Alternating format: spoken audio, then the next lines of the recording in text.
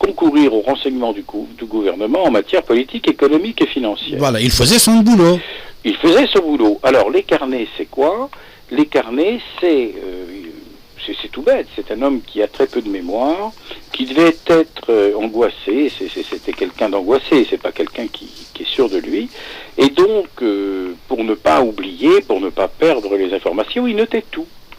Il notait tout sur des carnets banals, hein, vraiment, et aussi bien des choses d'ordre personnel, comme la litière ou l'alimentation des chats, que des aspects strictement professionnels, mais je veux dire très internes, c'est-à-dire l'avancement des fonctionnaires, la réforme des corps, le quotidien, la gestion du quotidien de l'institution.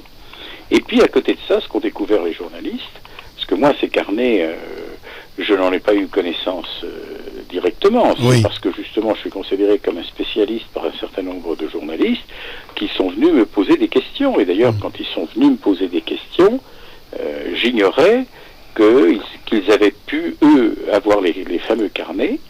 Alors là je fais un retour en arrière, on est dans l'affaire Clearstream. Et dans l'affaire Clearstream, qui à l'époque était instruite par les juges Duy et Ponce, les juges Duy et Ponce faisaient leur métier de juge d'instruction, c'est-à-dire qu'ils convoquaient tous les gens qui se trouvaient sur les listings.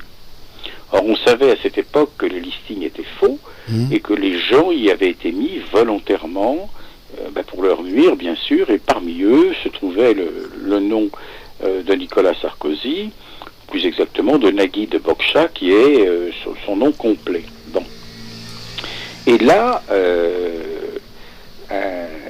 il y a certains personnages qui, certains, comment dirais-je, mis en cause, qui se trouvaient dans les listings, qui ont dénoncé une manipulation et qui ont parlé des services de Bertrand, qui s'était adonné dans le passé, dont le nom était lié dans le passé à un certain nombre de coups tordus, de choses de ce genre. Et donc, les juges Duy et Ponce, le 16 janvier 2008, font une perquisition chez lui et découvrent les fameux carnets. Et là, les parties qui ont accès aux carnets découvrent que dans ces carnets, il y a effectivement des informations qui se rapportent à Clearstream, qui se rapportent à Imad Laoud, qui se rapportent à toutes sortes de choses où on se rend compte que le personnage a été dans bien des coups, notamment contre Lionel Jospin en 2001-2002, contre Charles Pasqua, contre Arnaud Montebourg.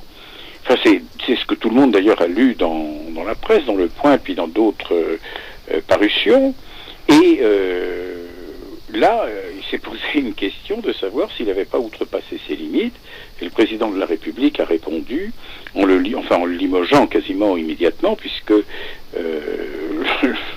peu de temps après, je crois que c'était la deuxième parution du Point, le 16 octobre 2008, eh bien, le lendemain ou le surlendemain, M. Bertrand était prié de quitter son bureau sans fanfare ni trompette.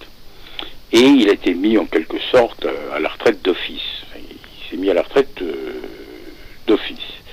Et bien entendu, il a contesté ce qui se comprend.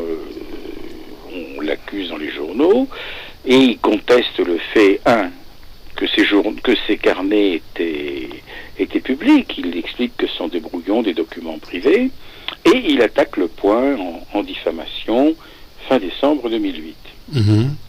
Bon, les gens du Point, l'équipe du Point qui a réalisé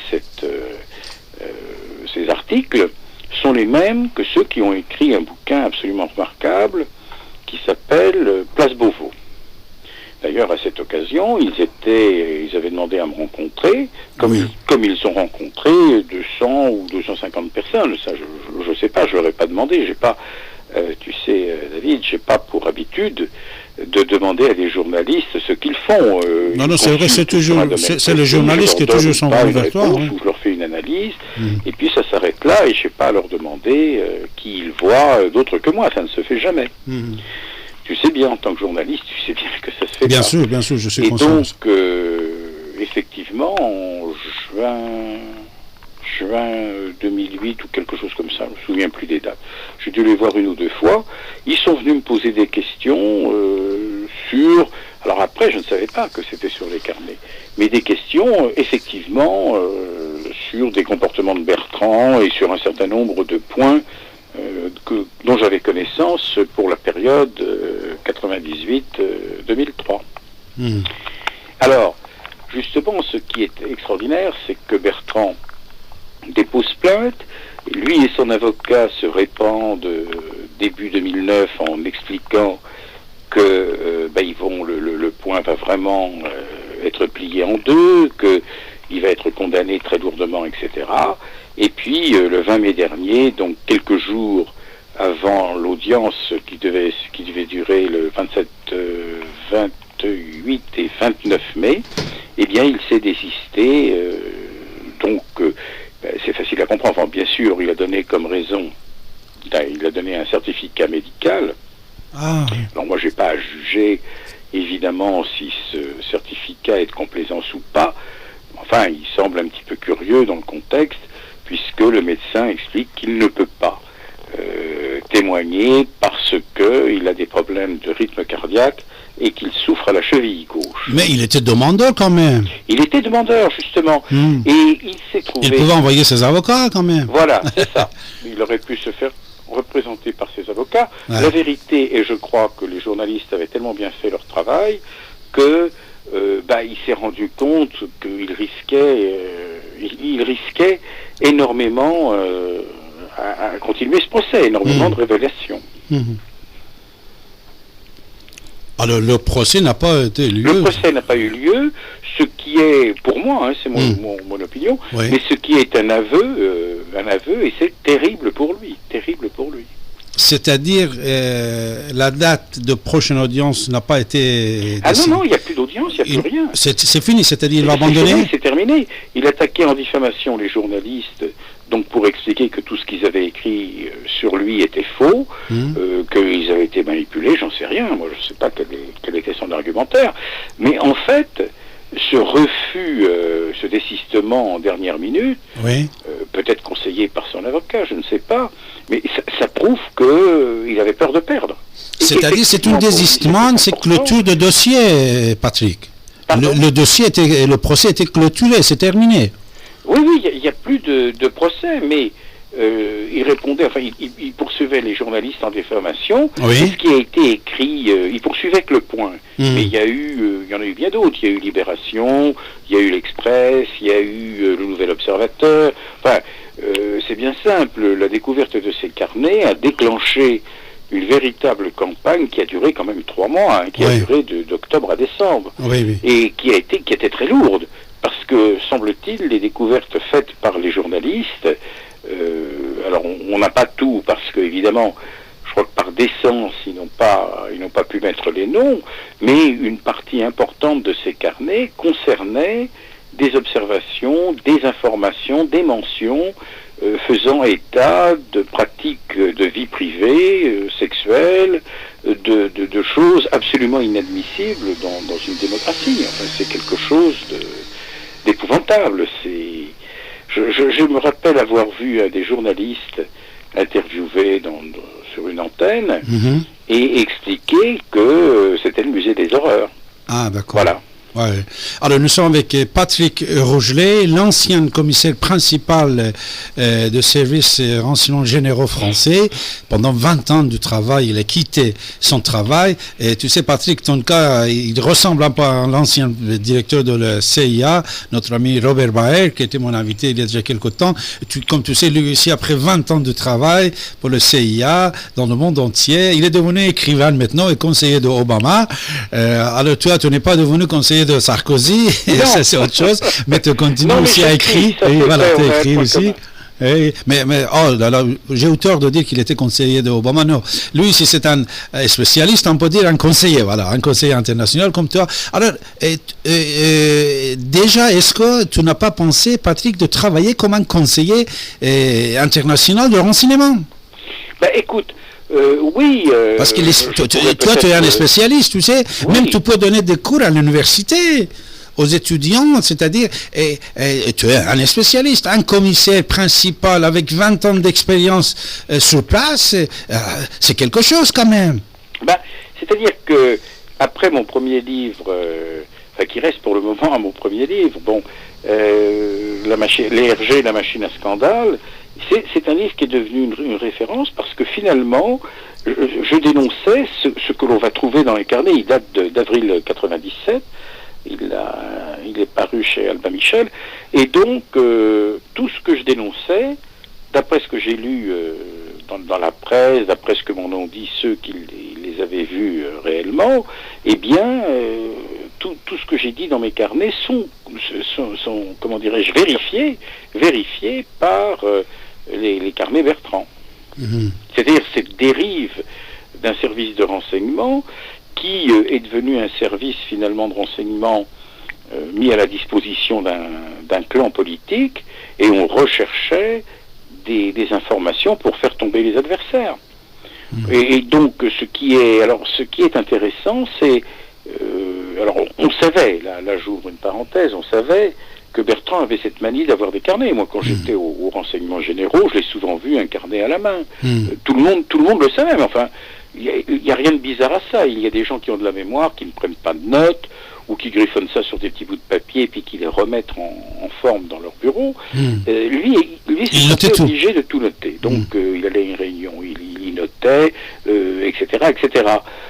Donc, je savais qu'il avait des carnets comme ça, mais évidemment, je n'ai jamais su ce qu'il y avait dedans. Hein. Et donc, à ce point-là, c'est quand même un étonnement. C'est-à-dire que... Et ce que beaucoup de gens n'ont pas vu, c'est que ce sont des documents historiques. Vraiment historiques, parce que c'est de la main d'un directeur c'est pas dans la main de n'importe qui. Exactement. Je ne suis pas fait des gens, mais quelqu'un qui a fait des carnets, qui aurait fait des carnets de ce type et qui serait, par exemple, patron d'un café du commerce, ce monsieur est parfaitement honorable et ses écrits seraient intéressants dans la mesure où, à titre de historique, dans la mesure où il donne une opinion, une nuance, une atmosphère. Mais quand il s'agit d'un directeur de renseignement, c'est autre chose. Il ne faut pas oublier que les informations qui sont contenues là-dedans allaient chez les plus hautes autorités de l'État. Il ne faut pas oublier, et c'était surtout une caractéristique de M. Bertrand, qu'il travaillait beaucoup avec la presse. Je l'ai déjà dit, je l'ai écrit, c'est écrit dans mon livre, et il n'hésitait pas à donner des informations aux journalistes, dont certains, on retrouve d'ailleurs dans ces carnets, d'après ce que m'ont dit les confrères journalistes, on retrouve des noms comme Ponto, comme Gattegno, comme tous ces gens-là qui, d'après ceux qui les ont lus, il n'y a pas de doute qu'ils collaboraient très étroitement avec Bertrand. C'est une forme de journaliste un peu bizarre. Moi, j'ai connu des journalistes comme ça quand j'avais à la section presse la charge des journalistes étrangers, que je questionnais pour leur habilitation, et les gens de la Pravda ou des Izvestia trouvaient tout à fait normal de collaborer avec le KGB, pardon. Voilà, il y a des journalistes français qui trouvaient tout à fait normal de collaborer avec un service de renseignement intérieur. Alors évidemment, les renseignements généraux, c'était peut-être pas tout à fait le KGB. Bon, enfin, de là à considérer les renseignements généraux comme un journal, pratiquement, eh bien, il y a loin de la coupe aux lèvres. À ton avis, Patrick, c'est impossible d'avoir l'espoir d'être publié tous les carnets noirs de Bertrand dans les années qui viennent? Je pense que les carnets qui ont été saisis et qui sont devenus maintenant des pièces publiques, puisqu'elles ont été versées à un procès, qui était le procès de l'Angola Gate, il y a, tout le monde l'a dit, il y a 22 carnets, ce qui est important, qui sont de la période 98 à 2003, et donc c'est important parce que c'est la période de l'élection présidentielle, donc où on voit l'échec de Jospin, c'est la période aussi où Nicolas Sarkozy prend son essor, devient ministre de l'Intérieur, etc., etc. Et là, il y a vraiment des annotations toujours selon ceux qui les ont vus, qui ne laissent pas douter que Bertrand travaillait pour le clan chiracien, contre Jospin, contre Pasqua et contre Nicolas Sarkozy. Ça, c'est très clair. Et alors, ce n'est pas... Alors, il faut quand même se poser des questions, parce que quand il travaille contre Lionel Jospin est son Premier ministre, et donc, en tant que Premier ministre, chef de la fonction publique, et M. Bertrand travaille contre lui. C'est donc de la déloyauté caractérisée. Exactement. Qui est encore plus caractérisée quand il travaille contre son ministre de l'Intérieur, Nicolas Sarkozy. Qui était son patron. Qui était son patron direct, et en récoltant des ragots épouvantables sur son compte, sur sa vie privée, et qui ont été d'ailleurs publiés. Et ce qui explique la réaction du président, qui l'a chassé et qui a déposé plainte contre lui, comme un certain nombre d'hommes politiques ou de gens qui se sont retrouvés cités par la presse. Alors maintenant, son plainte a été arrêtée, mais les plaintes contre lui, ça va continuer alors. Ah ben, elle continue. Elle continue, bien sûr. Je ne pense pas qu'elles aient été... Enfin, je n'ai pas eu d'informations, je n'ai pas d'informations particulières là-dessus, mais je n'ai pas entendu dire qu'elles étaient stoppées. Patrick Rougelet, ton premier livre, en attendant ton deuxième livre, sans aucun doute, mes chers amis, ce que Patrick Rougelet il a écrit, et puisque je le connais depuis des années, je te connais Patrick depuis des années, j'ai lu ton bouquin à l'époque, plusieurs interventions que tu avais fait sur notre antenne, et même dans les dîners débats, j'étais témoin comme quoi les informations que tu donnais, et ton sincérité pour la République française, pour ton pays, étaient tellement intéressantes. Moi, je ne doute pas que toute cette révolution dans le service de renseignement français, ton petite part, sans aucun doute, Sarkozy, il avait lu ton bouquin, puisque toi-même tu l'avais envoyé, je crois, il avait lu ton bouquin, c'est-à-dire les braves gens comme Patrick Rougelet, qui osent parler, qui osent contester, qui osent penser à la République française au lieu de penser aux intérêts personnels, c'est grâce à ces gens-là qu'on peut faire des changements, on peut faire des ruptures et on peut créer des choses pour pouvoir garder la tête haute, la tête de la France bien sûr, dans le monde entier. Patrick, je te remercie beaucoup, Patrick Rougelet. Alors, avant de te quitter, ton prochain livre, c'est quoi? Ah ben, pour le moment, il est juste dans ma tête. Il est juste dans ma tête, mais ça sera un livre qui retracera toutes les années de combats que j'ai menés donc depuis mon limogeage par Bertrand, justement, des DRG, et comment on en est arrivé à mettre en cause ce personnage qui était tout puissant. Mais ça, c'est vrai que toi, tu étais un des premiers de mettre en cause M. Bertrand à l'époque, avant Sarkozy, avant Jospin, avant tout le monde. Ah oui, tout à fait. J'ai été le premier à le contester, sa vision. Mais en fait, si tu me permets, c'est la dernière, je crois que c'est important à dire, les services de renseignement ont des traditions qui sont très différentes suivant les sociétés dans lesquelles ils œuvrent. Par exemple, dans les sociétés anglo-saxonnes, c'est considéré comme un métier noble, et aussi bien qu'en Allemagne, et on tient des Allemands, wir machen ein Ehrendienst, nous faisons un service de seigneur. Bon, en France, et alors souvent dans ces grands services, il concourt des universitaires,